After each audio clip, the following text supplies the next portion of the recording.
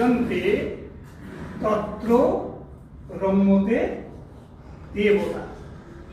যেখানে নারীরা পূজিতা হন, যেখানে নারীরা সম্মানিত হন, সেখানে দেবতাদের বাস। তার মানে আমরা ধরে নিতে পারি আজকে 248 এই যে বাক্যটা, এটা মোটামুটি দেবতাদেরই একটা আবাসস্থল।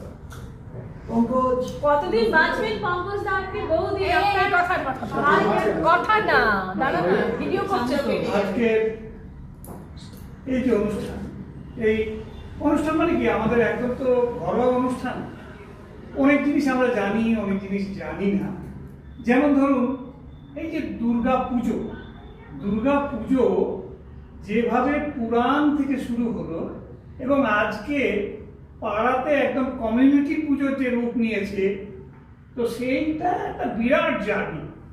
সেই জার্নিটা কিন্তু অল্প নয়।